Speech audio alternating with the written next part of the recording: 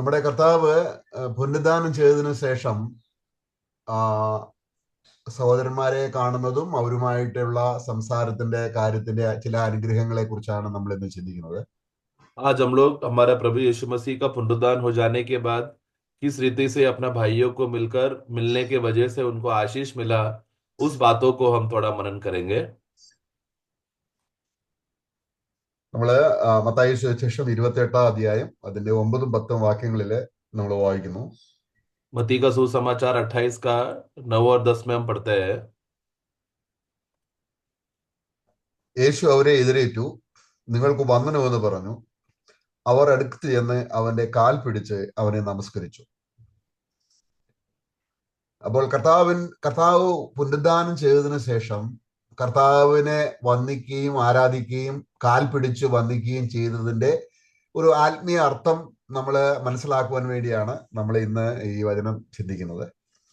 आज किस रीति से हम लोग इस वाक्य के अनुसार प्रभु यीशु मसीह जब चेलों में के सामने जब प्रकट हुआ तो किस रीति से उन लोग सब लोगों ने उनका पाँव पकड़कर दंडवत करके आराधना किया, इसके बीच में क्या उद्देश्य है दंडवत करने का और आराधना करना, पैर पकड़ना, इस सब विषय में हम थोड़ा देखेंगे। നമ്മള് യോഹന്നാന്റെ സുവിശേഷം 20:17 കർത്താവ് പുനരുദ്ധാനം ശേഷം മഗ്ദല മറിയത്തെ കാണുന്നുണ്ട്. यूहन्ना का सुसमाचार 20 का 17 में पढ़ते समय में वहां पर हम देखते हैं कि प्रभु वहां पर मगदलम मरियम को प्रभु वहां पर मिलता है। അവിടെ ആ സഹോദരി കർത്താവിനെ ആണെന്ന് തിരിച്ചറിഞ്ഞപ്പോൾ കർത്താവിന്റെ കാലയിൽ വന്നിച്ച് കാലയിൽ പിടിക്കാൻ ചെന്നപ്പോൾ കർത്താവ് അവളെ വിലക്കുന്നുണ്ട്. हम जानते हैं कि जब मरियम ने पहचाना कि ये यीशु है करके, वो तुरंत उसको यीशु को पकड़ने का कोशिश किया। उधर भी वो भी दंडवत करके आराधना करने के लिए जब कोशिश किया तो प्रभु उसको रोक रहा है वहां पर। അപ്പൊ ഇവിടെ കർത്താവ് കാലയിൽ വീഴുന്നത് വിലക്കുകയും മത്തായിയുടെ സുവിശേഷത്തിൽ അതിന് കർത്താവ് അനുവദിക്കുകയും ചെയ്തതിന്റെ ഒരു വ്യത്യാസത്തെ കുറിച്ച് നമ്മൾ അറിഞ്ഞിരിക്കണം. तो हमें यूहन्ना का सुसमाचार 20 में प्रभु मरियम को रोक रहा है, परंतु मत्ती 28 में 9-10 में वहां पर चेलों को नहीं रोक रहा। ये दोनों का फर्क बहुत जानना बहुत जरूरी है। നമുക്ക് അറിയാവുന്നതുപോലെ കർത്താവ് മരിച്ച് പുനരുദ്ധാനം പ്രാപിച്ച് അവിടെ കർത്താവ് പറയുന്നുണ്ട്, ഞാൻ ഇതുവരെയും പിതാവിന്റെ അടുക്കൽ പോയിട്ടില്ല. तो हम जानते हैं कि प्रभु पुनरुद्धान हो जाने के बाद हम जानते हैं कि जब वो मरियम को मिला तो प्रभु को मरियम से क्या कहता है कि मुझे नहीं छूना, क्योंकि मैं अभी तक मैं पिता के पास में नहीं पहुंचा, ऊपर तक नहीं गया मैं। അപ്പോൾ കർത്താവ് ഏകദേശം 40 ദിവസത്തോളം ഈ ഭൂമിയിൽ പിന്നെയും ഉണ്ടായിരുന്നതായി നമ്മള് ചരിത്ര രേഖകളും വചനവും പറയുന്നുണ്ട്. और उसके बाद हम देखते हैं कि पिता के पास जाकर आने के बाद फिर 40 दिन प्रभु भूमि में था करके हम लोग वचन में और इतिहास में भी हम पढ़ते हैं। അപ്പോൾ ഇവിടെ എന്തുകൊണ്ടാണ് മഗ്ദല മറിയത്തെ അനുവദിക്കാതിരുന്നതും മറ്റ് ശിഷ്യന്മാരെ അവന്റെ കാലിൽ പിടിക്കാൻ മത്തായിയുടെ അനുവദിച്ചതുമായ കാര്യത്തിന്റെ അല്പം വിശദീകരണം നമ്മളൊന്ന് ഓർക്കേണ്ടതുണ്ട്. तो ऐसा क्यों है कि मरियम को प्रभु रोक रहा है यहाँ पर यूहन्ना 20 में, परंतु मत्ती का 28 में चेलों को प्रभु नहीं रोक रहा उनको छूने के लिए? इसका फर्क थोड़ा का जानना जरूरी है। കർത്താവ് കാൽവറി ക്രൂശിൽ രക്തം ചൊരിഞ്ഞതും ആ രക്തം ചൊരിയപ്പെട്ട രക്തം വിശുദ്ധ മന്ദിരത്തിൽ കൃപാസനത്തിൽ തളിക്കുകയും ചെയ്യേണ്ട ഒരു ഔദ്യോഗിക ഉത്തരവാദിത്വം അല്ലെങ്കിൽ പുരോഹിതൻ എന്ന രീതിയിൽ കർത്താവിനുണ്ട്. तो हम जानते हैं कि प्रभु यीशु मसीह के अंदर एक याजकीय महायाजक सेवा का एक जिम्मेदारी वहां पर है, जिसमें हम देखते हैं कि किस रीति से क्रूस पर जब लहू बहाने के बाद वही लहू को लेकर अति पवित्र स्थान में जाकर वो लहू को छिड़कना जरूरी है। तो वो सेवा प्रभु का बाकी था। അപ്പോൾ അതിന്റെ വിശദീകരണം നമ്മൾ എബ്രായ ലേഖനത്തിൽ വ്യക്തമായി കാണുന്നുണ്ട്. എബ്രായ ലേഖനം 9-ാം അധ്യായത്തിൽ നമ്മൾ വായിക്കുന്നുണ്ട്. इब्रानियों 9 में उसके वर्णन वहां पर हम पढ़ते हैं। ക്രിസ്തുവോ വരുവാനുള്ള നന്മകളുടെ മഹാപുരോഹിതനായി വന്നിട്ട് കൈപ്പിണി അല്ലാത്തതായി എന്ന് വെച്ചാൽ ഈ സൃഷ്ടിയിൽ ഉൾപ്പെടാത്തതായി വലിപ്പവും ദൈവവുമേറിയ കൂടാരത്തിൽ കൂടി ആട്ടുകൊറ്റന്മാരുടെയും പശുക്കിടാക്കളുടെയും രക്തത്താലല്ല സ്വന്തം രക്തത്താൽ തന്നെ ഒരിക്കലായിട്ട് വിശുദ്ധ മന്ദിരത്തിൽ പ്രവേശിച്ച് എന്നേക്കുമുള്ളൊരു വീണ്ടെടുപ്പ് സാധിച്ചു. അപ്പോൾ വിശുദ്ധ മന്ദിരത്തിലേക്ക് പ്രവേശിക്കണമെങ്കിൽ മഹാപുരോഹിത രീതിയിൽ അവന്റെ കയ്യിൽ രക്തം ഉണ്ടായിരിക്കണം എന്നുള്ളത് ദൈവത്തിന്റെ അടിസ്ഥാനപരമായ ഒരു പ്രമാണമാണ്. तो हम इब्रानियों का पुस्तक 9 का 10-11 वहां पर पढ़ते समय में 11 और 12 में वहां पर पढ़ते समय में प्रभु को जब पुनरुत्थान के बाद वो कोई बैल बकरियों का लहू के द्वारा नहीं, परंतु अपने ही लहू के द्वारा एक बार पवित्र स्थान में प्रवेश किया करके और हमें अनंत काल का छुटकारा प्राप्त किया करके हम पढ़ते हैं। तो ये आवश्यकता था कि परमेश्वर जो है यीशु मसीह का उस बलिदान के बाद महायाजक का सेवा के लिए हमें हमारे विषय के लिए वो एक लहू को छिड़कने के लिए पवित्र स्थान में जाने का एक जिम्मेदारी उनको था। അപ്പോൾ രക്തം ചൊരിയുക എന്നുള്ളത് ഒരു കാര്യം, രക്തം തളിക്കുക എന്നുള്ളത് വേറൊരു കാര്യമാണ്. तो हमें जानना है कि लहू जो बहाना है, जो क्रूस में जो लहू बहाया गया वो एक बात है, परंतु पवित्र स्थान में जाके लहू छिड़कना वो अलग बात है। നമ്മൾ പഴയ നിയമത്തിൽ രക്തം തളിക്കുന്നതിന്റെ 3 പ്രധാന കാരണങ്ങൾ, നമ്മൾ വചനമൊന്നും എടുക്കുന്നില്ല, നമുക്ക് അറിയാവുന്ന കാര്യങ്ങളൊന്ന് ചുരുക്കമായിട്ട് പറയുകയാണ്. ഒന്ന്, ഒരു കുഷ്ഠരോഗി ശുദ്ധീകരണം പ്രാപിച്ചതിന് തെളിവിനായിട്ട് അദ്ദേഹത്തിന്റെ ശരീരത്തിൽ രക്തം, ആടുകൊറ്റന്മാരുടെ രക്തം തളിക്കാറുണ്ട്. അത് हम ലേവ്യ जानते हैं कि പുസ്തകത്തിൽ पुराने വായിക്കണം. नियम में 3 बातों को कारणवश लहू को छिड़का जाता था। मैं सब वाक्य में नहीं लूंगा, बस फटाक से बताना चाहता हूँ कि जब एक कोढ़ी के बीमारी का व्यक्ति को जब वो चंगा हो जाता, जब या उसको छुटकारा मिल जाता है, तब लहू छिड़का जाता है। രണ്ടാമത്, ആ, പുരോഹിതന്മാരെ ശുശ്രൂഷയ്ക്കായിട്ട് വേർതിരിക്കുമ്പോൾ അവരുടെ മേൽ രക്തം തളിക്കാറുണ്ട്. അവരുടെ दूसरी വസ്ത്രത്തിന്മേലും എല്ലാം രക്തം തളിക്കും. दूसरा बात हम देखते हैं कि जब याजक लोग, लेवी गोत्र से जब याजक लोग चुना जाकर उनको याजकी सेवा के काम के लिए अलग जब किया जाते समय में उनके ऊपर, उनके वस्त्र के ऊपर लहू छिड़कते हैं। പിന്നീട് മോശ ന്യായപ്രമാണം എന്ന കരാറ് ജനത്തിന് കൊടുക്കുമ്പോൾ ആ പുസ്തകത്തിന്മേൽ രക്തം തളിച്ചു, ജനത്തിന് മേലും രക്തം തളിച്ചു, ആ കരാർ ഉറപ്പാക്കി എന്ന് നമ്മൾ കാണും. और फिर हम देखते हैं कि मूसा ने जब पुराना नियम का जो करार को जब शुरू किया था, वहां पर भी वो पुस्तकों के ऊपर, मंदिर के वस्तुओं के ऊपर और लोगों के ऊपर उसने लहू छिड़क कर पुराने नियम का, व्यवस्था का जो युग को स्थापना किया। അപ്പോൾ ഈ രക്തം തളിക്കലിന്റെ എല്ലാം പ്രാധാന്യത വരുവാൻ പോകുന്ന നന്മകളുടെ മഹാപുരോഹിതന്. അപ്പം കർത്താവായ യേശു ക്രിസ്തു ഭൂമിയിൽ വന്ന് താൻ രക്തം ചൊരിഞ്ഞ് സ്വർഗത്തിൽ മഹിമാസനത്തിൽ രക്തം തളിക്കുന്നതിന്റെ നിഴലായിട്ടാണ് ഈ കരാറുകൾക്കെല്ലാം ഉറപ്പും അതിന്റെ बलവും കിട്ടുന്നത്. तो ये सब क्यों हम देखते हैं कि हम 10 का इब्रानी 9 का 11 में पढ़ते समय में कि जो मसीह है, जो आने वाले अच्छे अच्छे वस्तुओं का महायाजक होकर आया। मतलब क्या, तो आने वाला वस्तुओं का जो जो बातें को पूर्तिकरण के लिए था, प्रभु यीशु मसीह का वो सेवा उन्होंने किया। ഇപ്പോൾ നമ്മളെ സംബന്ധിച്ചിടത്തോളം കർത്താവ് ഭൂമിയിൽ രക്തം ചൊരിഞ്ഞത് കൊണ്ട് നമ്മൾ റോമലേഖനം 8-ാം അധ്യായത്തിൽ നമ്മൾ പാപികൾ എന്നുള്ള രീതിയിൽ നമ്മുടെ ന്യായവിധി കഴിഞ്ഞു. നമ്മൾ പാപികളായിരുന്നു. ആ ക്രൂശിൽ ചൊരിഞ്ഞ രക്തം, അല്ലെങ്കിൽ നമ്മൾ അവിടെ 8:3 നമ്മുടെ ന്യായവിധി കഴിഞ്ഞതായിട്ട് നമ്മളവിടെ വായിക്കുന്നുണ്ട്. हम लोग प्रभु लहू बहाया करके जब बोलते समय में, रोमियो का पुस्तक 8 में हम पढ़ते समय में कि प्रभु हमें दंड से बचाया, परमेश्वर का न्याय से बचाया करके वहां पर हम पढ़ते हैं। खास रीति से 8 का 3 में जब पढ़ते समय में वहां पर हम देखते हैं कि परमेश्वर ने अपने पुत्रों को भेजकर उन्होंने क्या किया, उस पाप का बलिदान के द्वारा शरीर का पाप को दंड किया करके हम पढ़ते हैं। ഇനി ഒരു വാക്യം നമുക്കൊന്ന് വായിക്കാം. അത് യോഹന്നാന്റെ സുവിശേഷം 5-ാം അധ്യായത്തിന്റെ 24-ാം വാക്യത്തിൽ.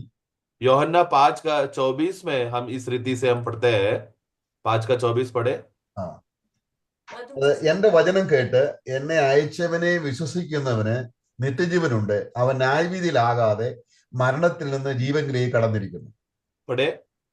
मैं तुमसे सच सच कहता हूँ, जो मेरा वचन सुनकर मेरे भेजने वाले की प्रतीति करता है, अनंत जीवन उसका है और उस पर दंड की आज्ञा नहीं होती, परंतु वह मृत्यु से पार होकर जीवन में प्रवेश कर चुका है।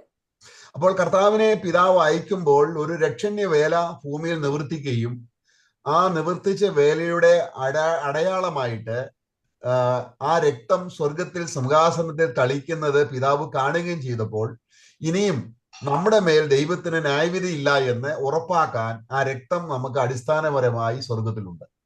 तो हम जानते हैं कि प्रभु यीशु मसीह ने क्रूस पर बलिदान होने की वजह से, उस बलिदान में जो, क्योंकि प्रभु उस क्रूस में लहू बहाया, वो लहू बहाने की वजह से हमारे लिए जो प्रायश्चित का जो जरूरत था, वो दाम को प्रभु यीशु मसीह ने चुकता चुकता कर कर और पिता परमेश्वर के उपस्थिति में जाकर वो लहू को प्रस्तुत करने के द्वारा ये बात साबित कर दिया है कि अभी हमें दंड से प्रभु बचा लिया है। इसका सबूत है कि वो लहू वहां पर रखने से ये बात को पक्का करता है कि हमारा दंड के आगे हम में से निकल चुका है। ഇതെല്ലാം നമ്മൾ വായിച്ചത് വരുവാനുള്ള നന്മയുടെ നിഴലായിട്ട് കർത്താവായ യേശു ക്രിസ്തുവിൽ നിവൃത്തീകരിക്കപ്പെട്ട അനുഗ്രഹങ്ങൾ നമുക്ക് അറിവില്ലായ്മ കൊണ്ട് നമുക്ക് പലപ്പോഴും അതിന്റെ അനുഗ്രഹങ്ങൾ ലഭിക്കാതെ പോകുന്നു. കാരണം നമുക്കുള്ള അഷുറൻസ്, നമ്മുടെ രക്ഷയുടെ ഭദ്രത, നമുക്ക് നിത്യജീവൻ കിട്ടി, ഇനി ന്യായവിധിയിൽ കടക്കയില്ല, ഇതെല്ലാം ക്രിസ്തുവിന്റെ രക്തം സ്വർഗത്തിൽ തളിച്ചപ്പോൾ ഉറപ്പാക്കപ്പെട്ട കാര്യമാണ്. तो ये सब अच्छे अच्छे बातों का, वस्तुओं का आने वाला विषय की बातें हैं जो हम यीशु मसीह में देखते हैं, जिसने वो प्रभु यीशु मसीह पिता परमेश्वर की उपस्थिति में स्वर्गीय स्थानों पर जाकर लहू छिड़कने की वजह से हमारे जीवन में उद्धार का जो मजबूती जो हमारे जीवन में दिया है, कि मतलब क्या, कि नया जन्म पाया हुआ व्यक्ति अभी वो उसका उद्धार खोएगा नहीं, वो सर्वदा बचा हुआ है, हमेशा के लिए उद्धार पाया है। और ये सिक्योरिटी और ये आनंद और ये खुशी उस लहू का छिड़कने के द्वारा हमें मिल रहा है। അപ്പൊ നമുക്ക് നമ്മൾ വീണ്ടും ഈ രക്തത്തിന്റെ പ്രയോഗം നമ്മൾ യേശുക്രിസ്തുവിൽ വിശ്വസിച്ചപ്പോൾ നമ്മുടെ ആത്മാവിൽ ലഭിക്കുകയും നമ്മുടെ ആത്മാവ് പുതുക്കപ്പെടുകയും നമ്മുടെ ആത്മാവിൽ കുറ്റബോധമില്ലാതെ ദൈവവുമായി ഒരു നിരപ്പ് ലഭിക്കാൻ അടിസ്ഥാനമായി തീർന്നത് യേശുവിന്റെ രക്തമാണ്. तो अभी ये लहू बहाने की वजह से और लहू का ये कार्य का सामर्थ की लहू के कार्य की वजह से क्या हो गया कि अभी हमें पाप से मुक्त हुआ है, हमें छुटकारा मिला है और अनंत काल का जीवन मिला है। ये सब बातों का कारण क्या है? यीशु मसीह का लहू के वजह से हमें ये सब बातों में छुटकारा मिल रहा है। അപ്പോൾ ഈ വീണ്ടും ജനനം നടക്കുമ്പോൾ നമ്മൾ മുഴുവനും ആയിട്ട് രക്തത്താൽ നമ്മൾ കുളിക്കപ്പെട്ടു, അല്ലെങ്കിൽ നമ്മളെ രക്തത്താൽ മുങ്ങി. ആ രക്തത്തിന്റെ മുഴുവൻ ശുദ്ധീകരണ പ്രവൃത്തി, രക്തത്തിന്റെ എല്ലാ അനുഗ്രഹങ്ങളും നമ്മുടെ മേൽ വരത്തക്കവണ്ണം യേശു കരാർ ഉറപ്പിച്ചു കഴിഞ്ഞു.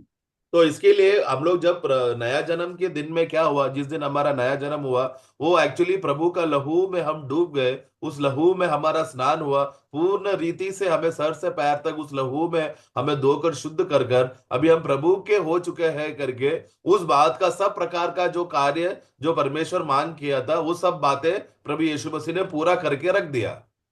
അപ്പോൾ നമുക്ക് ഇനിയും ആ രക്തത്തിന്റെ പ്രയോഗം നമ്മുടെ മനസാക്ഷിയിൽ തളിക്കപ്പെട്ട നമുക്ക് ഹൃദയത്തിൽ എന്ത് സംഭവിക്കുന്നു എന്നുള്ളത് ഒന്നുകൂടെ നോക്കാം. നമുക്ക് 1 പത്രോസ്. अब इसके वजह से हमारे जीवन में लहू को, अभी ये लहू का कार्य हमारे विवेक में किस रीति से कार्य करता है करके इसका एक छोटा विशेषता हम देखेंगे जो हम पहला पत्रोस में हम पढ़ते हैं। അതിന്റെ 1-ാം അധ്യായത്തിന്റെ पहला अध्याय 22-ാം വാക്യത്തിൽ നമ്മൾ വായിക്കുന്നുണ്ട്. उसका 22 में हम इस रीति से पढ़ते हैं, पढ़े। എന്നാൽ सो जबकि तुमने भाईचारे की निष्कपट प्रीति के निमित्त सत्य के मानने से अपने मनों को पवित्र किया है, तो तन मन लगाकर एक दूसरे से अधिक प्रेम रखो। ഇവിടെ ഈ മനസാക്ഷിയിൽ ശുദ്ധീകരണം വന്ന വ്യക്തിക്ക്, അല്ലെങ്കിൽ മനസാക്ഷിയിൽ ദൈവവുമായിട്ട് നിരപ്പ് വന്ന വ്യക്തിക്ക് ഇനി ദേഹി ഭാഗത്ത് ദേഹിയുടെ വിശുദ്ധീകരണത്തിന് വചനം അനുസരിക്കുക എന്നുള്ള ഒരു ദൈവിക മർമ്മത്തിലേക്ക് അവൻ പ്രവേശിക്കുകയാണ്. കാരണം മനസാക്ഷി മലിനപ്പെട്ടാൽ തിരുവചനം അനുസരിക്കാനോ തിരുവചനത്തിൽ അവന് സന്തോഷിക്കാനോ കഴിയുകയില്ല. കാരണം മനസാക്ഷിയിൽ ദൈവത്തിൻ്റെതായിരിക്കുന്ന ഇടപെടൽ ഉണ്ടായി കഴിഞ്ഞാൽ അത് ശുദ്ധീകരിക്കപ്പെടുകയും രക്തത്താൽ ദൈവവുമായി നിരപ്പ് വരികയും ചെയ്യുമ്പോൾ ഉടനെ അതിനൊരു എഫക്റ്റ്, ഒരു ജീവന്റെ പ്രവാഹം നമ്മുടെ ഹൃദയത്തിൽ ഉണ്ടാകുന്നു. അതാണ് ഹൃദയം അനുസരിക്കുക, അല്ലെങ്കിൽ സത്യം അനുസരിക്കുക എന്ന് പറഞ്ഞാൽ വചനം അനുസരിക്കുന്നതാണ്. കർത്താവ് യോഹന്നാന്റെ സുവിശേഷം 17:17 പറയുന്നത്, നിന്റെ വചനത്താൽ അവരെ ശുദ്ധീകരിക്കണമേ എന്ന് പറയുന്നത് ഹൃദയത്തെ കുറിച്ചാണ്. രക്തത്താൽ ശുദ്ധീകരിക്കണമേ എന്ന് പറയുന്നത് നമ്മുടെ ആത്മാവിലുള്ള മനസാക്ഷിയെ കുറിച്ചാണ്. तो हमें प्रभु ने जब हमें विश्वासियों को जब लहू से हमें शुद्ध कर दिया है करके बोलते समय में, वो विवेक के संबंध में है जो प्रभु ने किया है। एक बार एक विश्वासी का विवेक शुद्ध हो गया तो तुरंत अभी उसका आगे का काम क्या होगा, अभी वो वचन का आज्ञाकारी में वो बने रहकर अपने आप को एक समर्पण करके जीने का जीवन उसका शुरू होता है, आरंभ होता है। तो वही है यहाँ पर हमने जो पहला पत्रोस 1:22 में हम पढ़ते समय में कि हमारा प्राण का जो शुद्धिकरण के विषय के लिए निष्कपट रीति से रहने के लिए क्या किया गया है, हमारा मनों को लहू के द्वारा वो शुद्धिकरण किया। क्योंकि एक बार हमारा विवेक शुद्ध हुआ है, अब वो व्यक्ति का जिम्मेदारी वचन का आज्ञा का पालन कर वचन के अधीन कर जिए। इस प्रकार के लिए जीने के लिए अपना मन को वो पवित्र करना जरूरी है। നമുക്ക് ദൈവത്തിന്റെ ആത്മാവാണ് ഈ കാര്യത്തിന്റെ പ്രകാശനം തരുന്നത്. അതുകൊണ്ടാണ് നമ്മൾ 1 പത്രോസ് അതിന്റെ 1-ാം അധ്യായം 2-ാം വാക്യത്തിൽ നമ്മൾ വായിക്കുമ്പോൾ, तो ये प्रभु का आत्मा है जो हमें इस बात का प्रकाश देता है। इस विषय में हम लोग पहला पत्रोस 1 अध्याय उसका 2 में जब हम पढ़ते हैं, പിതാവായ ദൈവത്തിന്റെ മുന്നറിവിന് ഒത്തവണ്ണം, അല്ലെങ്കിൽ പിതാവായ ദൈവം അവന്റെ പ്രീ നോളജിലാണ് ഈ കാര്യങ്ങൾ ക്രമീകരിച്ചിരിക്കുന്നത്. तो वहां पर हम परमेश्वर पिता के भविष्य ज्ञान के अनुसार, मतलब परमेश्वर का पहले से ही पूर्व ज्ञान में परमेश्वर ये सब बातें जानता था और उन्होंने देख लिया था। ആത്മാവിന്റെ വിശുദ്ധീകരണം പ്രാപിച്ചു. അതാണ് നമ്മൾ രക്തത്താൽ നമ്മുടെ ആത്മാവ് ടെസ്റ്റ് മണി പരിശുദ്ധാത്മാവ് തന്ന് ആത്മാവിന് വിശുദ്ധീകരണം പ്രാപിച്ചാൽ ഉടനെ നമ്മുടെ ദേഹി അനുസരണം വരണം. അപ്പം മനസാക്ഷിയുടെ ശുദ്ധീകരണവും ദേഹിയിൽ വചനം അനുസരിക്കുന്നതും തമ്മിൽ കൃത്യമായി ബന്ധപ്പെടുത്തി വെച്ചിരിക്കുകയാണ്. तो और फिर तुरंत आत्मा के पवित्र करने के द्वारा, मतलब क्या है कि वो आत्मा है जो फिर हमें हमें पवित्र करके, हमें शुद्ध करके का कार्य, आज्ञा पालन का कार्य हमारे जीवन में करता है। तो वो कब होता है? जब हमारा नया जन्म में हमारा विवेक शुद्ध हो जाने के द्वारा होता है। तो जिस दिन हमारा विवेक का शुद्धिकरण होते ही तुरंत वो सभी विश्वासियों को आत्मा क्या करेगा कि पवित्र कर कर आज्ञा मानने के लिए या वचन का पालन करने का कार्य उस पे लगाएगा। तो ये दोनों साथ में या एक साथ तुरंत होने वाला बातें हैं जो प्रभु का आत्मा हमारे जीवन में करता है। അപ്പം വചനം അനുസരിക്കാൻ നമുക്ക് വൈമുഖമുണ്ടെങ്കിൽ, അത് ഘനമായിട്ട് തോന്നുന്നെങ്കിൽ, അത് പ്രയാസമായി തോന്നുന്നെങ്കിൽ, അത് നമുക്ക് ഒരു ഭാരമായിട്ട് തോന്നും, നമുക്കിത് കഴിയുന്നില്ല എങ്കിൽ നമ്മുടെ ആത്മാവിന് ശുദ്ധീകരണം നടക്കാൻ വേണ്ടി നാം വീണ്ടും രക്തം തളിച്ചതിന്റെ പ്രായോഗികത അനുഭവിക്കാനാണ് അവിടെ പറയുന്നത്. രക്തത്താൽ തളിക്കപ്പെടുവാനുമായി. ഒരിക്കൽ യേശു തളിച്ചു. हमें इसके लिए अभी वचन का हमें मन नहीं लग रहा, वचन पढ़ने के लिए हमें मजा नहीं आता, हमें आलसपन आता है, वचन पढ़ने के लिए दिलचस्पी नहीं, वचन पढ़ने के लिए कोई उत्तेजना नहीं। ये सब बातें क्यों एक विश्वासी के जीवन में हो रहा है? क्योंकि आत्मा प्रभु यीशु मसीह ने जो लहू छिड़का हुआ का जो कार्य का अवस्था है, उस अवस्था में उसको वापस, वो विश्वासी को वापस आना पड़ेगा। इसके लिए हम देखते हैं कि आत्मा का पवित्र करने के द्वारा आज्ञा मानने से और यीशु मसीह का लहू के छिड़का हुआ जाने से तुम चुने गए हो। तो वो छिड़का हुआ लहू का कार्य दोबारा हमारे अंदर लागू होकर कार्य करके विश्वास करेगा, तो ही उसको वापस वो आत्मा का उत्तेजना आएगा। ये बात के लिए प्रभु ने कार्य करके तैयार करके रखा है, हमें बस उनके पास आना है। അപ്പൊ അവിടെ സ്പ്രിംഗ്ലിംഗ് എന്ന് പറഞ്ഞാൽ ഒരു കണ്ടിന്യൂസ് ആയിട്ടുള്ള ഒരു പ്രവൃത്തിയാണ്. കർത്താവ് എപ്പോഴും രക്തം തളിച്ചുകൊണ്ടിരിക്കുക എന്നുള്ളതല്ല. ഒരിക്കൽ തളിക്കപ്പെട്ട രക്തത്തിന്റെ പ്രായോഗികത നമ്മൾ വിശ്വാസത്താൽ അനുഭവിക്കുമ്പോൾ നമ്മുടെ മനസ്സാക്ഷി ശുദ്ധീകരിക്കപ്പെടുകയും ഉടനെ വചനത്തോടൊരു താല്പര്യവും വചനം അനുസരിക്കാൻ നമുക്കൊരു താല്പര്യം വരികയും ചെയ്യുന്ന നിലയിൽ എത്തുന്നതിനെ കുറിച്ചാണ് ഇവിടെ വായിക്കുന്നത്. तो वहां पर मसीह यीशु के लहू छिड़कने के जाने से, तो मतलब क्या वो ये प्रभु का जो यीशु मसीह का जो लहू जो छिड़कने का जो कार्य है वो एक बार हो चुका है, और वो एक बार होने की वजह से उस एक बार हुआ घटने को बार बार हमें विश्वास करना है, ताकि उस लहू का शुद्धिकरण का कार्य का सामर्थ हमारे अंदर लागू हो जाए। तो जैसे एक बार किया हुआ कार्य पर हम जब बार हम विश्वास करते हैं, जिस क्षण हम विश्वास करते हैं तुरंत क्या करेगा? आत्मा का पवित्रता का कार्य हमारे अंदर कार्य होकर हमें शुद्ध करके वापस हमें वचन की क्या दिलचस्पी हमारे अंदर बढ़ाएगा, वचन को पढ़ने का, वचन में जीने का एक उत्तेजना हमारे जीवन में होगा। वो इस कारण की वजह से प्रभु कर रहा है। അപ്പം നമ്മുടെ മനുഷ്യാത്മാവിന്റെ വിശുദ്ധീകരണം രക്തത്താലും നമ്മുടെ ദേഹിയുടെ വിശുദ്ധീകരണം വചനം അനുസരിക്കുന്നില്ല, വചനത്തിലൂടെയാണ് നമ്മുടെ ദേഹിയുടെ വിശുദ്ധീകരണം വരുന്നത്. കാരണം മനുഷ്യ ആത്മാ വചനം അനുസരിച്ചാൽ ദേഹിയിൽ ഉടനെ അല്ലെങ്കിൽ നമുക്ക് നിർമ്മലമായി കഴിഞ്ഞാൽ വചനം അനുസരിക്കാനുള്ള തയ്യാറെടുപ്പായി വചനം അനുസരിക്കും. ഈ വചനം അനുസരിക്കുന്നതാണ് ദേഹിയുടെ വിശുദ്ധീകരണം. അവരുടെ വചനത്താൽ അവരെ വിശുദ്ധീകരിക്കണമേ എന്ന് കർത്താവ് പ്രാർത്ഥിച്ചതിന്റെ അർത്ഥം അതാണ്. तो इसके लिए आत्मा का जो शुद्धिकरण है या आत्मा का जो पवित्र करना के विषय में, मनुष्य आत्मा का पवित्र करने का कार्य यीशु मसीह का लहू छिड़कने का कार्य की वजह से हुआ है। वो विश्वासी जिसका जीवन में आत्मा, अपना मनुष्य आत्मा में यीशु मसीह का लहू का छिड़कने का कार्य पर विश्वास करने से तुरंत उसका विवेक शुद्ध होकर पवित्र हो जाता है। उसके आधार पर फिर प्रभु का वचन क्या करेगा? उस व्यक्ति का प्राण को शुद्ध कर पवित्र कर उसके वचन के लिए जीने के लिए आज्ञाकारिता लाएगा। इसलिए प्रभु ने यूहन्ना 17:17 में प्रार्थना करते समय में प्रभु कहा कि मेरा वचन पवित्र है करके बोलते समय में वो हमारा प्राण के संबंध में वचन के द्वारा हमें पवित्र करने का जो कार्य है उस विषय के लिए प्रभु ने रखा है। നമ്മൾ വളരെ ശ്രദ്ധിച്ചില്ലെങ്കിൽ നമ്മൾ കുറെ നാള് ജഡീകന്മാരായി ജീവിച്ചു പോകാനുള്ള കാര്യം, നമ്മുടെ മനസ്സാക്ഷി ദുർമനസാക്ഷി ആയാലും നമ്മൾ പിന്നെയും ജഡത്തിൽ ജീവിക്കുക. നമ്മൾ ആത്മീയരാണെന്നുള്ള നിലയിൽ ജഡത്തിൽ ജീവിക്കുന്നത് കൊണ്ട് നമുക്ക് ആത്മീയമായ ശിശുക്കളാണ്. വചനം അനുസരിക്കാൻ കഴിയുന്നില്ല, വചനത്തോട് താല്പര്യമില്ല. നമ്മൾ എപ്പോഴും ഒരു പേരിന് മാത്രമുള്ള വിശ്വാസിയായിരിക്കാൻ കാരണം ഈ മനസ്സാക്ഷി ദുർമനസാക്ഷി ആയ നിമിഷം തന്നെ കഴുകൽ പ്രാപിച്ച് അനുസരണം കാണിക്കണം എന്നുള്ളതിന്റെ അർത്ഥം മനസ്സിലാക്കാത്തത് കൊണ്ടാണ്. तो ऐसा तो इसके लिए हम लोग धोखा ना खाए प्रियो। प्रभु का ये शुद्धिकरण का कार्य हमारे जीवन में किस रीति से होता है ये हमें मालूम होना चाहिए। अधिकतर बात अवस्था में हम लोग ये बात ना जानने की वजह से हम धोखा खाते हैं। तो प्रभु का जो वचन का जो कार्य है जो शुद्धिकरण करता है हमारे प्राण को, ये कार्य हमारे जीवन में लाने के लिए बहुत बार हम लोग ये समझ नहीं पाते कि हमारा विवेक का शुद्धिकरण का बहुत जरूरी है। जब एक विश्वासी विश्वासी है करके बोलकर, लेकिन प्रभु का कार्य के लिए उसको सेवा नहीं, दिलचस्पी नहीं, आनंद नहीं है, बस नाम विश्वासी का जैसा जी रहा है, एक नामधारी का जैसा जी रहा है, वो क्यों हो रहा है? क्योंकि उसका विवेक अशुद्ध हो गया है। विवेक जो उसको शुद्ध रहना चाहिए था, जो निष्कलंकता में रहना चाहिए था, उसमें गड़बड़ी आ गई है। इसके वजह से जो जिस क्षण वो अशुद्ध हुआ है तुरंत उसको धोकर शुद्ध करना आवश्यकता जरूरी था, पर उसने वो नहीं किया। नहीं करने की वजह से वो बस बाहर से एक विश्वासी है, परंतु अंदर उसका सारा अवस्था एक मृत्यु का अवस्था है। അപ്പോൾ എപ്പോഴെങ്കിലും നമ്മൾ അനുസരണക്കേട് വന്നു പോയിട്ടുണ്ടെങ്കിൽ നമ്മൾ एक ഉടനെ बार भी രക്തത്തളിക്കലിൽ, അല്ലെങ്കിൽ നമ്മൾ രക്തം തളിക്കുകയോ അല്ല, കർത്താവ് സ്വർഗത്തിൽ തളിച്ച രക്തത്തിന്റെ ആ പ്രായോഗികത വിശ്വാസത്താൽ അവകാശപ്പെടുന്നതാണ്. അവിടുന്ന് ചിന്തിയ രക്തത്തിന്റെയും തളിച്ച രക്തത്തിന്റെ അടിസ്ഥാനത്തിൽ എന്റെ മനസാക്ഷിയെ നിർമ്മലമാക്കുവാൻ രക്തത്തിന് കഴിയുമെന്ന് വിശ്വാസത്തിൽ നമ്മൾ ഉറയ്ക്കുമ്പോൾ നമ്മുടെ ദേഹിക്ക് വീണ്ടും അത് ജീവൻ പകരപ്പെടുകയും ദേഹി അനുസരിക്കാൻ തയ്യാറാകുകയും ചെയ്യും. इसके लिए जब भी अनाज्ञाकारिता का अवस्था हमारे जीवन में आता है तो तुरंत प्रभु का जो लहू का फायदा को हमारे जीवन में उठाना बहुत जरूरी है।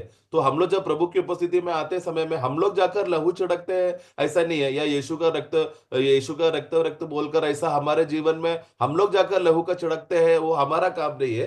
हमें बस प्रभु की उपस्थिति में आना है। जैसा वचन में लिखा है कि यीशु मसीह का जो छिड़का हुआ लहू का कार्य वो आकर वो प्रभु है जो हमें सामर्थ देकर हमें शुद्ध कर करता है। हमें बस उनकी उपस्थिति में आना है। तो अनाज्ञाकारिता का जीवन जब हमारे अंदर बढ़ते समय में हमें बस उसी मनोभावना में प्रभु की उपस्थिति में आना है। आते ही प्रभु क्या करेगा, तुरंत वो अपना लहू से हमें शुद्ध करता है। जो ऑलरेडी एक बार हो चुका है उसके विश्वास में हमें प्रभु की उपस्थिति में आना है, ताकि वो छिड़काव का सामर्थ हमारे अंदर कार्य कर सके। तभी वो विश्वासी जीवन जीने को उसके जीवन में कार्य होता है। അപ്പോൾ ഈ മനസാക്ഷിയുടെ ശുദ്ധീകരണം രക്തത്താൽ വരുന്നത് എന്തിനു വേണ്ടിയാണ്? നമ്മുടെ ദേഹിയിൽ വിശുദ്ധീകരണം വരാനും ദേഹി വചനത്തെ അനുസരിക്കാനും വേണ്ടിയാണ്. तो ये एक व्यक्ति का विवेक को शुद्धिकरण होना क्यों जरूरी है, आवश्यकता है? अगर वो एक विश्वासी का आत्मिक जीवन में उसका विवेक शुद्ध हो गया है, उसका लहू से शुद्ध किया है, क्यों ऐसा करना जरूरी है? ताकि वो उसका प्राण में प्रभु का वचन का आज्ञा को मानकर एक आज्ञाकारी जीवन जी सके। അപ്പൊ ദേഹിയിൽ അനുസരണം വരുമ്പോൾ तो जब प्राण में आज्ञाकारिता आता है, അപ്പോൾ ആത്മാവിന്റെ വിശുദ്ധീകരണം രക്തത്താലാണ്, ദേഹിയുടെ വിശുദ്ധീകരണം വചനത്താലാണ്. ഇനി നമ്മുടെ ശരീരത്തിൽ ഉടനെ അനുസരണത്തിനായി യാഗമായി അർപ്പിക്കുന്ന ഒരു ഭാവം കൂടെ അവിടെ വരുന്നുണ്ട്, അതിനോട് ചേർന്ന് വരികയാണ്. तो ये बात होते समय में है जब हम मतलब यानी कि हमारा आत्मा में जब पवित्र आत्मा के द्वारा हमारा मनुष्य आत्मा पवित्र किया गया है, शुद्ध किया गया है, ऐसा व्यक्ति का जीवन फिर उसका प्राण में वचन के द्वारा उसका प्राण को शुद्ध करके पवित्र करके अलग किया गया है, ताकि आज्ञाकारिता का पालन कर सके। तो आज्ञाकारिता का पालन कहां पर होगा? उसका शरीर में होता है। तब उसका शरीर है प्रभु का वचन के अनुसार आज्ञाकारिता के लिए वो समर्पण करता है। इस तरह आत्मा, प्राण और देह तीनों का एक पवित्रकरण का काम उसके जीवन में हो रहा है। അപ്പൊ നമ്മളെ ആത്മാവ് വിശുദ്ധീകരിക്കപ്പെട്ടാലും നമ്മുടെ ദേഹി അനുസരണം കാണിച്ചാലും നമ്മുടെ ശരീരം അതിന് വിധേയപ്പെട്ട് ക്രിസ്തുവിന്റെ ആയിത്തീരുന്നില്ല എങ്കിൽ ശരീരത്തിലൂടെ അനുസരണം വെളിപ്പെടുകയില്ല. तो अगर हमारा आत्मा भले ही पवित्र हो गया करके हम बोलते हैं पवित्र आत्मा के द्वारा, और हमारा विवेक समर्पण हो चुका है वचन के आज्ञाकारिता अनुसार, ये सब होने के बावजूद भी वो व्यक्ति का देह जो शरीर जो है तभी भी अगर उसने समर्पण नहीं किया है तो परमेश्वर का आज्ञाकारिता का पूर्णता उसमें नहीं आ रहा है। അപ്പൊ നമുക്ക് റോമലേഖനം 6 അധ്യായം 19 വാക്യം ഒന്ന് വായിക്കാം. हम लोग रोमियो 6:19 में हम इस रीति से हम पढ़ते हैं, നിങ്ങളുടെ ജഡത്തിന്റെ ബലഹീന നിമിത്തം ഞാൻ മനുഷ്യരീതിയിൽ പറയുന്നു, നിങ്ങളുടെ അവയവങ്ങളെ അധർമ്മത്തിനായി അശുദ്ധിക്കും അധർമ്മത്തിനും അടിമകളായി സമർപ്പിച്ചതുപോലെ ഇപ്പോൾ നിങ്ങളുടെ അവയവങ്ങളെ വിശുദ്ധീകരണത്തിനായി നീതിക്ക് അടിമകളായി അപ്പം ഏത് വിശുദ്ധീകരണം? നമ്മുടെ ആത്മാവിന്റെ വിശുദ്ധീകരണം കഴിഞ്ഞു, ദേഹിയുടെ വിശുദ്ധീകരണം കഴിഞ്ഞു. ഇനി ശരീരവും കൂടെ വിശുദ്ധീകരണത്തിൽ വന്നെങ്കിൽ മാത്രമേ നമുക്ക് ശരിയായിട്ടുള്ള പരിശുദ്ധാത്മാവിന്റെ ആലയം എന്ന രീതിയിൽ, ദൈവത്തിന്റെ ആലയം എന്ന രീതിയിൽ നമുക്ക് ദൈവത്തിനായിട്ട് ജീവിക്കാൻ കഴിയുള്ളൂ. 19 पढ़े।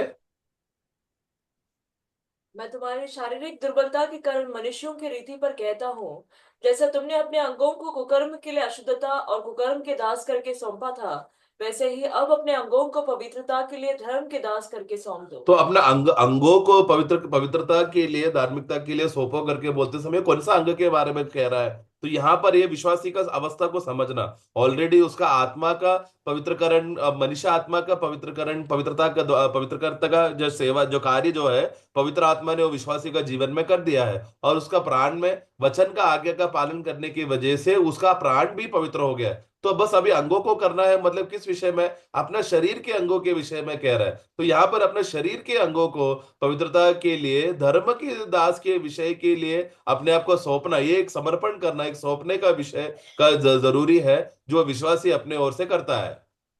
അവിടെ നമ്മള് അതിന്റെ 6:13 വായിക്കുന്നുണ്ട്, 6:13 में हम पढ़ते हैं, നിങ്ങളുടെ അവയവങ്ങളെ അനീതിയുടെ ആയുധങ്ങളായി പാപത്തിന് സമർപ്പിക്കരുത്, നിങ്ങളെ തന്നെ മരിച്ചിട്ട് അപ്പൊ നമ്മുടെ അവയവങ്ങൾ ഈ പണ്ട് നമ്മുടെ ആയിരുന്നു, ഇപ്പോൾ അത് ക്രിസ്തുവിന് വേണ്ടി വേർപെട്ടു എന്ന രീതിയിൽ ക്രിസ്തുവിനോടൊപ്പം മരിച്ച് ഉയർത്തെഴുന്നേറ്റിട്ട് ഈ അവയവങ്ങളെ ക്രിസ്തുവിന് സമർപ്പിക്കുമ്പോഴാണ് നമ്മുടെ മുഴുവൻ ആളത്വം യേശു ക്രിസ്തുവിന്റെ ദാസനായി, ദാസിയായി, നമ്മൾ ദൈവത്തിന്റെ മകൻ എന്നുള്ള രീതിയിൽ വേർപെടാൻ തക്കവണ്ണം ആത്മാവ് ഇടയാക്കുന്നത്. तो 13 का शुरुआत पढ़े।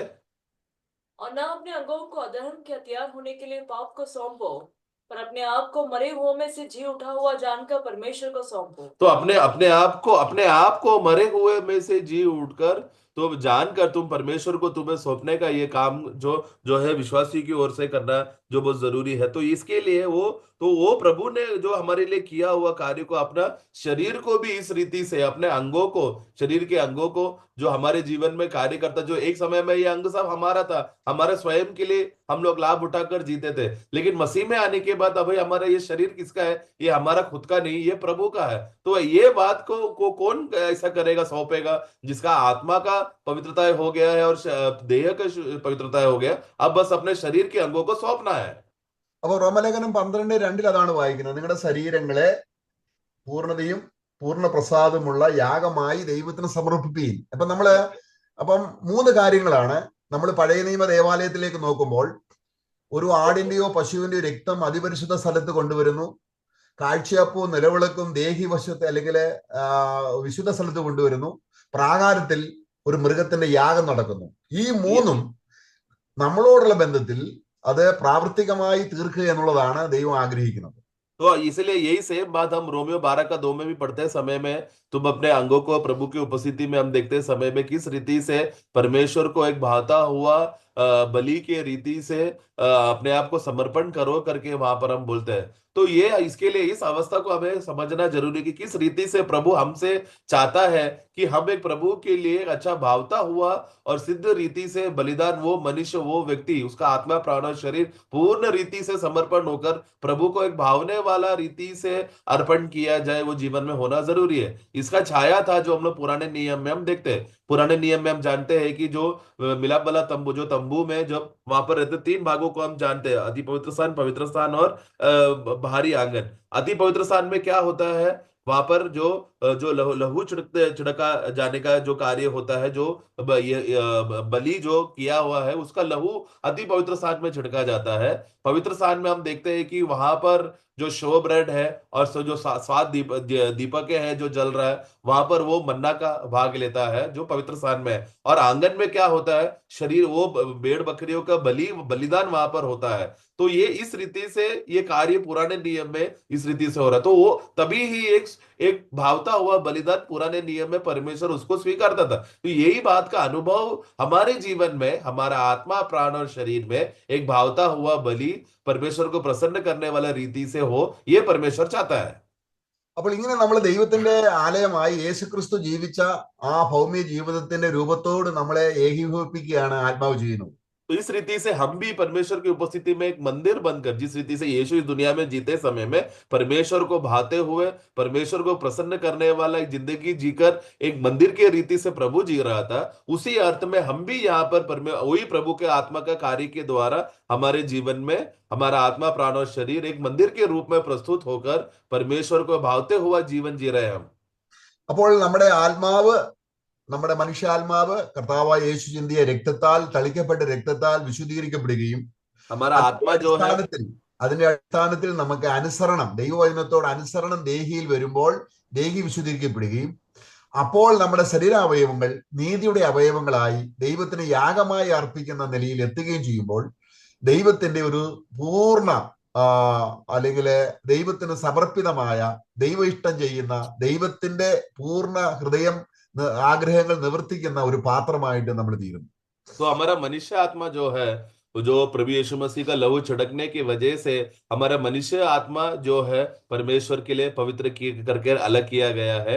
और ऐसा होने के ये परिणाम के वजह से हमारे विवेक शुद्ध होकर आत्मा लहू छिड़कने की वजह से वो विश्वासी का आत्मा पवित्र होकर शुद्ध होने का परिणाम क्या होता है, उसका उस व्यक्ति का प्राण जो है परमेश्वर का वचन का आज्ञा पालन करने के लिए सक्षम हो जाता है और वो उसका प्रभु का आज्ञा के लिए वो तैयार हो जाता है। और ऐसा व्यक्ति जिसका प्राण भी इस रीति से पवित्र होकर तैयार हुआ व्यक्ति, वो अपने शरीर का अंगों के क्या करेगा, परमेश्वर को भावते हुआ धार्मिकता के लिए वो जीने के लिए प्रस्तुत करेगा, अधर्म के लिए नहीं बल्कि धार्मिकता के लिए। इस रीति से संपूर्ण रीति से उसका आत्मा प्राण और शरीर संपूर्ण रीति से परमेश्वर को भावती हुई परमेश्वर के सिद्ध इच्छा के अनुसार वो व्यक्ति जीने लगेगा।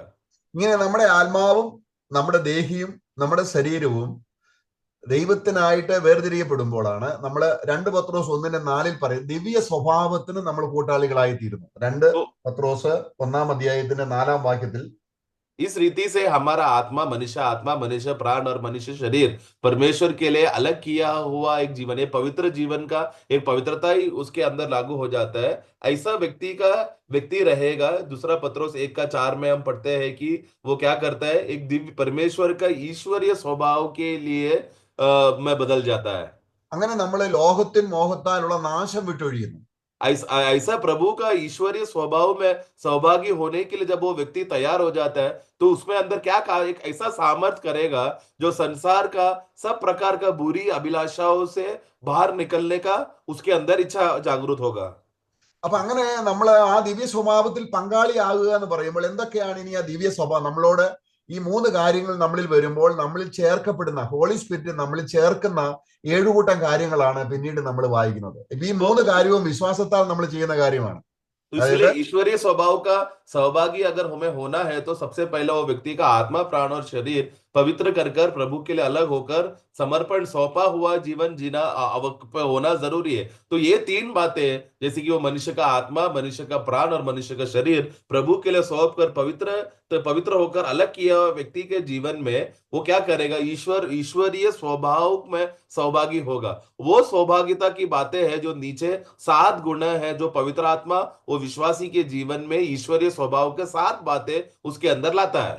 അപ്പോൾ നമ്മൾ ക്രിസ്തുവിലുള്ള വിശ്വാസത്താൽ നമ്മുടെ മനസാക്ഷി ശുദ്ധീകരിക്കപ്പെട്ടു, हमें നമ്മുടെ यीशु मसीह के विश्वास के द्वारा അടിസ്ഥാനത്തിൽ വചനത്തിന് അനുസരണം വന്നു, നമ്മുടെ ശരീരം ദൈവത്തിന്റെ ആയി പരിശുദ്ധാത്മാവിന്റെ മന്ദിരമായി. ഈ 3 കാര്യങ്ങൾ നടക്കുമ്പോൾ ഇനി ആ വിശ്വാസത്തോടെ അല്ലെങ്കിൽ ഈ എടുത്തിരിക്കുന്ന ഈ വിശ്വാസത്തോട് ദൈവാത്മാവ് കൂട്ടിച്ചേർക്കുന്ന 7 കൂട്ടം കാര്യങ്ങളാണ് നമ്മൾ അതിന്റെ 5 മുതലുള്ള വാക്യങ്ങൾ വായിക്കുന്നത്.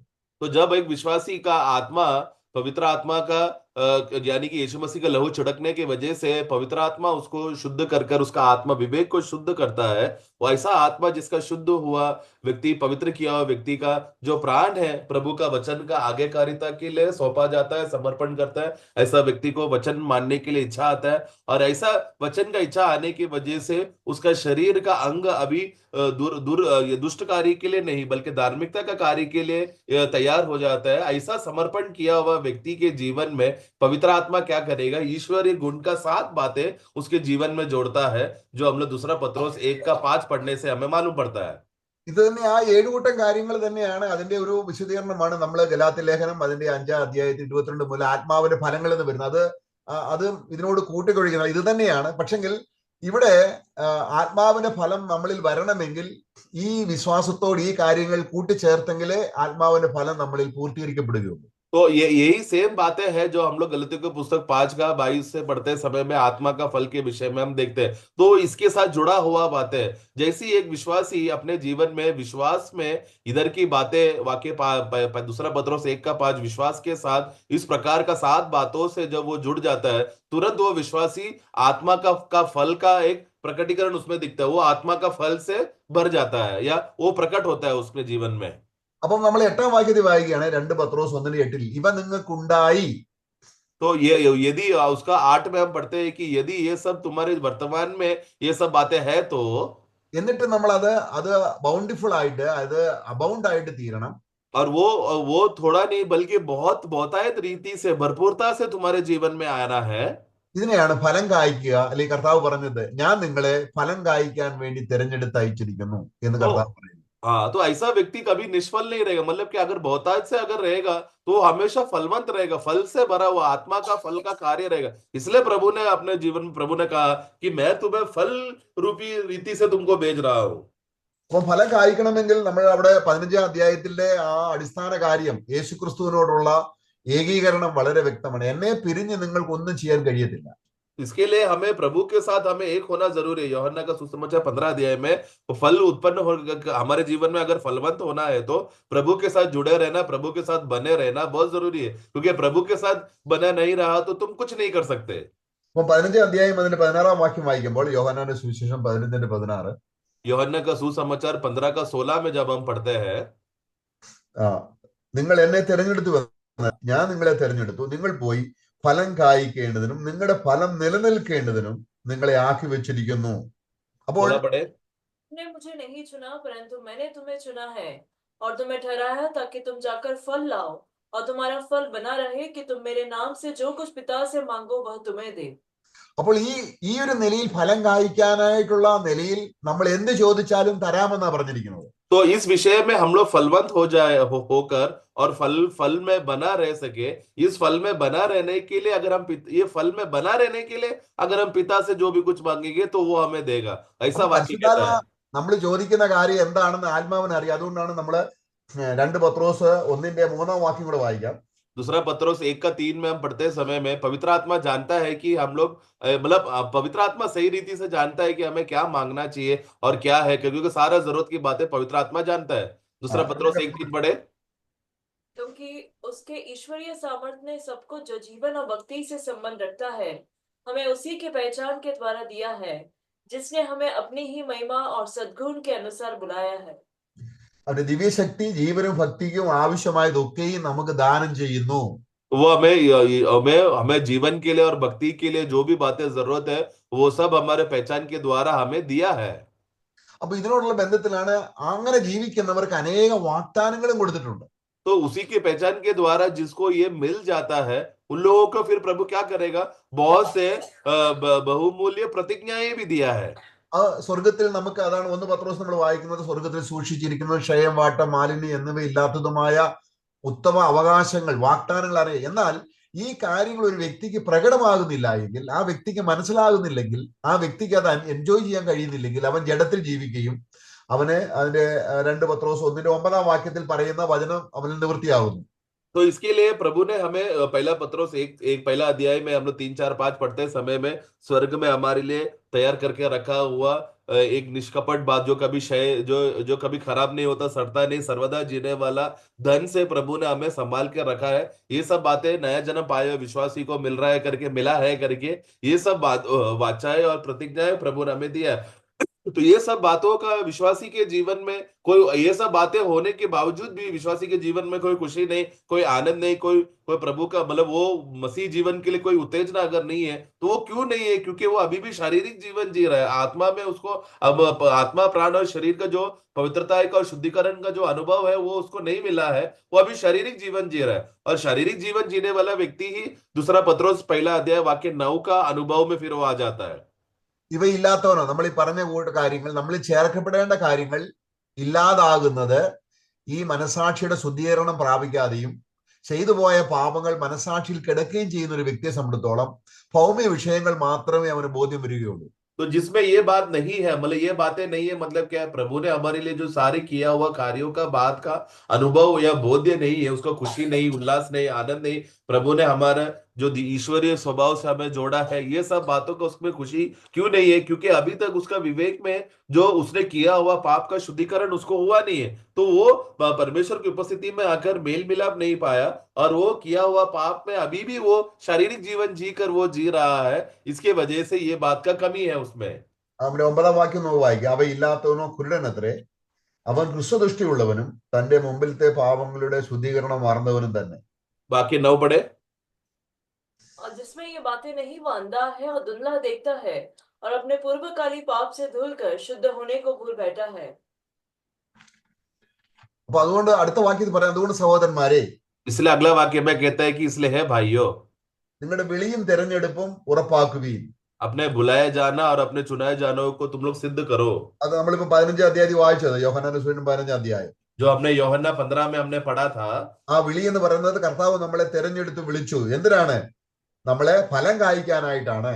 प्रभु ने हमें चुना है और हमें चुनकर प्रभु ने बुलाया है। क्यों हमें चुनकर बुलाया है? ताकि हम लोग जाकर फल लाए।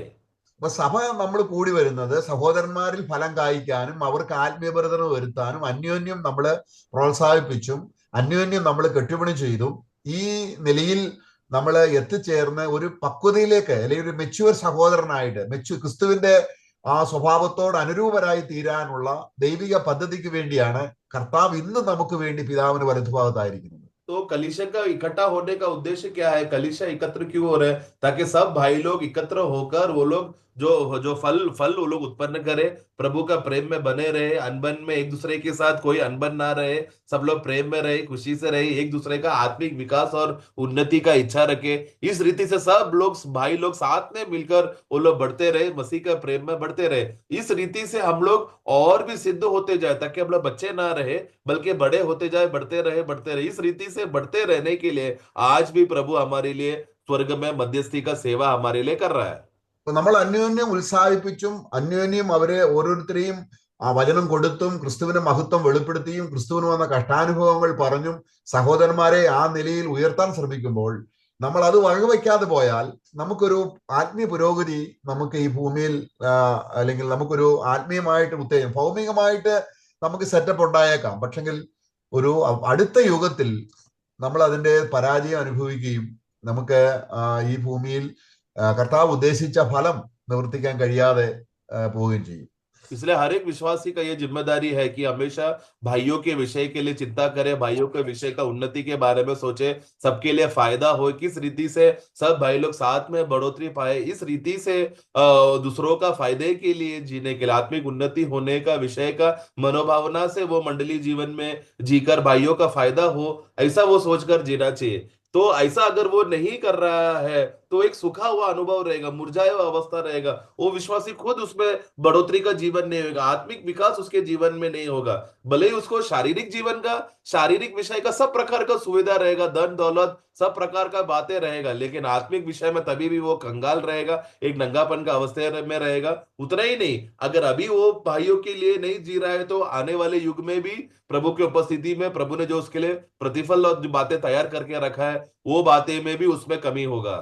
നമുക്ക് ഫിലിപ്പി ലേഖനം 4:8 വാക്യം കൂടെ, നമ്മുടെ ഒരു സ്പിരിച്വൽ മെച്യൂരിറ്റിയിൽ എത്തുമ്പോൾ നമ്മുടെ ദേഹിയിൽ വരുന്ന മനോഭാവം, നമ്മളെ നിസ്സാര കാര്യങ്ങൾ സംസാരിക്കത്തില്ല, രാഷ്ട്രീയം പറയത്തില്ല, സഹോദരനെ കാണുമ്പോൾ വേറൊരു സഹോദരന്റെ കുറ്റം നമ്മൾ പറയത്തില്ല, എല്ലാം ആത്മീയവർദ്ധനം വരുത്തുന്ന രീതിയിലുള്ള സംഭാഷണവും ആ രീതിയിലുള്ള ഇടപെടലും സ്നേഹത്തിന്റെ കൂട്ടായ്മയും പരിശുദ്ധാത്മാവ് നമ്മളിൽ കൊണ്ടുവരണമെങ്കിൽ ഈ ഒരു പക്വതയിലേക്ക് നമ്മൾ വരണം. നമ്മൾ ഫിലിപ്പി ലേഖനം 4:8 വാക്യം കൂടെ വായിക്കാം. फिलिपियों का पुस्तक 4:8 हम लोग पढ़ते समय में हमें ये बात समझना है कि जब विश्वासी जब एकत्र होते समय में, यानी कि जो व्यक्ति आत्मिकता में इस रीति से बढ़ोतरी पाया है और वो दूसरा भाई को मिलते समय में वो क्या करेगा, वो सब भाई लोग एक दूसरे के साथ आत्मिक उन्नति का, बढ़ोतरी का ही बात वो लोग एक दूसरे के साथ करेगा। वो लोग तभी संसार का बात नहीं करेंगे, पॉलिटिक्स का बात नहीं करेंगे, एक भाई दूसरा भाई का निंदा नहीं करेगा, किसी भाई का कमियां नहीं निकालेगा, लेकिन सब लोग प्रेम में और आनंद में, उल्लास और खुशी में एक दूसरे को मसीह में बढ़ोतरी करने का क्या क्या बातें करना चाहिए वो बातें वो लोग एकत्र होकर करेंगे। फिलिपियों का पुस्तक 4:8 पढ़े। निदान हे भाइयों, जो बातें सत्य है और जो बातें आदरणीय है और जो बातें उचित है और जो बातें पवित्र है और जो बातें सुहावनी है और जो बातें मनभावनी है, निदान जो सद्गुण और प्रशंसा की बातें हैं उन्हीं पर ध्यान लगाया करो। അപ്പോൾ ഈ ഒരു നിലയിലുള്ള നിലവാരത്തിലേക്ക് ക്രിസ്തുവിന്റെ ആ ദേഹി പോലെ നമ്മൾ ആയിത്തീരാനുള്ള ഒരു ചട്ടക്കൂടാണ് നമ്മൾ സഭ എന്നതുകൊണ്ട് അർത്ഥമാക്കുന്നത്. तो इस रीति का मनोभावना रखकर, मतलब यीशु मसीह का मन हमेशा दूसरों का फायदे के लिए सोचता था, उसी रीति से विश्वासियों का मन भी यीशु मसीह के मन के समान हो, उस रीति से दूसरों का फायदा के बारे में सोच, आत्मिक उन्नति हो, ऐसा जगह सोचकर एकत्र होने का जो स्थान है, ऐसा एकत्र होने वाला स्थान को कहते हैं मंडली, कलीसिया। ഇപ്പൊ നമുക്ക് മറിയ എന്തുകൊണ്ടാണ്, അല്ലെങ്കിൽ കർത്താവ് ഉയർത്തെഴുന്നേറ്റതിന് ശേഷം മഗ്ദല മറിയ കാല് പിടിക്കാതിരിക്കാൻ ഇരുന്നതും പിന്നീട് സഹോദരങ്ങൾ കാല് പിടിച്ചതുമായ രംഗം കൂടെ നമുക്ക് നോക്കാം. അതായത് കർത്താവ് അതിന്റെ എബ്രായ ലേഖനം 10-ാം അധ്യായത്തിന്റെ हम लोग वापस अभी उसी विषय में आते हैं जो हमने आरंभ में शुरुआत किया था, कि किस रीति से प्रभु ने अपना मत्ती का पुस्तक 28 में चेले लोग को प्रभु छूने के लिए दिया, परंतु यूहन्ना 20 में मरियम को प्रभु ने छूने नहीं दिया करके। उसका हम लोग इब्रानियों का पुस्तक में हम पढ़ते हैं, 10-ന്റെ 12-ാം വാക്യം. उसका 10 का 12 में हम देखते हैं, पढ़े 10 का 12। पर यह व्यक्ति तो पापों के बदले एक ही बलिदान सर्वदा के लिए चढ़ाकर परमेश्वर के दाहिने जा बैठा, 13-ാം വാക്യം കൂടെ 13। और उसी ഇരുന്നു കൊണ്ട് समय से इसके बाद जो रहा है कि उसके बैरी उसके पाँवों के नीचे की पीढ़ी बने। അപ്പം കർത്താവിന്റെ അവിടെ എന്തുകൊണ്ട് കർത്താവിന്റെ കാലയിൽ പിടിച്ചു എന്ന് പറഞ്ഞ അർത്ഥം യേശു ക്രിസ്തുവിനെ അധികാരത്തിന് കീഴ്പ്പെട്ടു എന്നാണ്. യേശുവിന്റെ പാദപീഠം നമ്മുടെ പാദപീഠം പോലെയല്ല. അവന്റെ പാദപീഠം കാണിക്കുന്നത് അധികാരത്തെയാണ്. യേശുവിന്റെ അധികാരത്തിന് ഞാൻ കീഴ്പ്പെടുന്നു എന്നുള്ളതാണ്. കാരണം എന്റെ പാപങ്ങൾക്ക് പരിഹാരം വരുത്തി എനിക്ക് വേണ്ടി സ്വർഗത്തിൽ പിതാവിന്റെ വലതുഭാഗത്ത് ഇരിക്കുന്നവനെ ഞാൻ അവന് കീഴ്പ്പെടുന്നു. അപ്പോൾ ആ ഒരു വിധേയത്വം നമ്മൾ ഇല്ല എങ്കിൽ, അല്ലെങ്കിൽ ആ ഒരു താഴ്മ നമ്മളിൽ ഉണ്ടാകാതിരിക്കുന്ന കാലത്തോളം ഒരു ശരിക്കൊരു വർഷിപ്പ്, അല്ലെങ്കിൽ എന്തിനാണ് ദൈവത്തെ ആരാധിക്കുന്നത് എന്ന് പോലും നമുക്ക് ബോധ്യമാകും. നമ്മള് ദോഷം വരാതിരിക്കാനും നമുക്ക് എന്തെങ്കിലും ഭൗമിക നന്മയ്ക്ക് തടസ്സം ഉണ്ടാകാതിരിക്കാനും ഒക്കെയാണ് ആൾക്കാർ ദൈവത്തെ ആരാധിക്കുന്നത്. എന്നാൽ സഭയുടെ ആരാധന എന്ന് പറയുന്നത്, കുഞ്ഞാടിയെ നീ അറുക്കപ്പെട്ടു, നിന്റെ രക്തം വിലയ്ക്ക് വാങ്ങി അത് പിതാവിന് സമർപ്പിച്ച് ഈ വലിയ നന്മ ചെയ്തതിന് ക്രിസ്തുവിന്റെ പാദപീഠങ്ങളിൽ വീണ് അവന്റെ കർത്തൃത്വം സ്വീകരിച്ച് അവന് വീണ് വണങ്ങുന്ന ഒരു സഭയാണ് യഥാർത്ഥ സഭ, ദൈവത്തിന്റെ സഭയായിട്ട് വെളിപ്പെടുന്നത്. तो उसका बैरी अपना पैरों तले नीचे आ पड़े करके, इसके लिए प्रभु है पिता के दाहिने और वहां पर बैठा है। तो इसके लिए जब चेले लोग प्रभु का पैर छुआ करके बोलते समय में, सबसे पहले बात हमें प्रभु का पैरों का अवस्था हमें समझना। प्रभु का पाव हमारा जैसा पाव नहीं है। प्रभु का पाव चढ़े वो लोग नीचे गिरकर दंडवत किया, मतलब क्या, प्रभु का अधिकार को वो लोग ने स्वीकारा है, उसका असली मतलब वो है।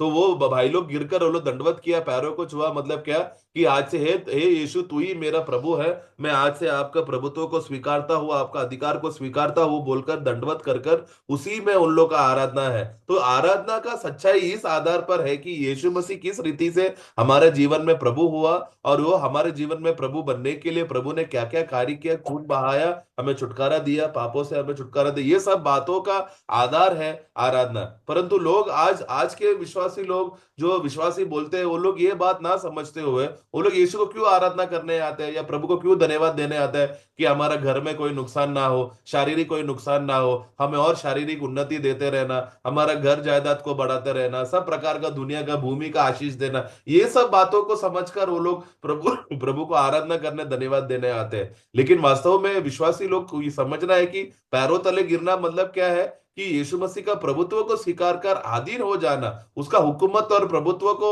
अपनाना है, वही है सच्चा आराधना। അപ്പം നമ്മള് കർത്താവും യോഹന്നാന്റെ മത്തായിയുടെ സുവിശേഷം 7-ാം അധ്യായത്തിൽ എന്നെ വെറുതെ കർത്താവേ കർത്താവേ എന്ന് വിളിക്കുന്നത് കൊണ്ട് ഒന്നും നിങ്ങൾക്കൊരു ഫലവുമില്ല.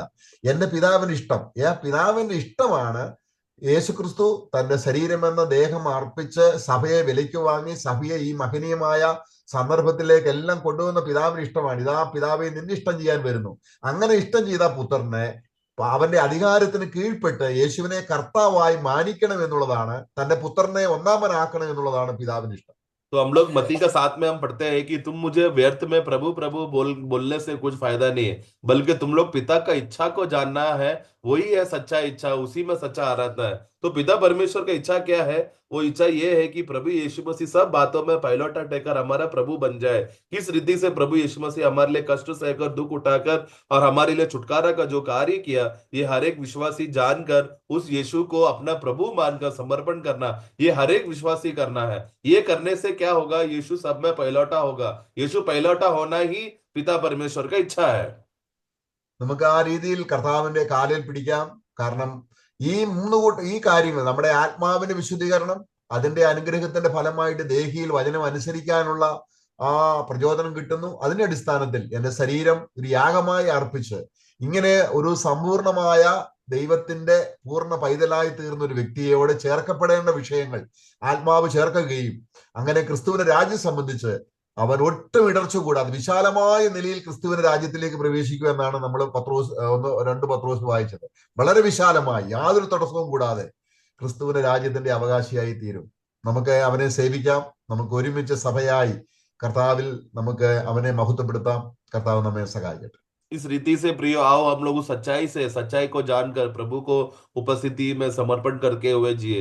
किस आधार पर है कि प्रभु ने हमारे आत्मा में अपना लहू छिड़काने के द्वारे से हमारे मनुष्य आत्मा का विवेक को प्रभु शुद्ध कर कर हमें प्रभु के लिए हमें उसमें शुद्ध कर दिया है।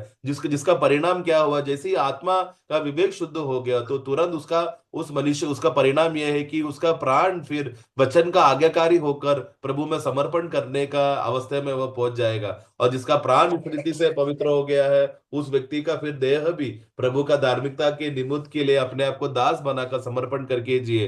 आओ इसके लिए अभी हमारा समय ये इसी अवस्था में है कि हम लोग जाने कि प्रभु यीशु मसीह ने हमारे लिए जो कार्य किया उस बात को देकर, उस बात को जानकर हम लोग समर्पण करके उस महान प्रभु का हम लोग धन्यवाद करें और स्तुति करें। इस आधार पर जो प्रभु ने हमारे लिए किया है इसके लिए प्रभु ने ये अवसर दिया। धन्यवाद। सब प्रभु का महिमा हो। आमीन। आमीन।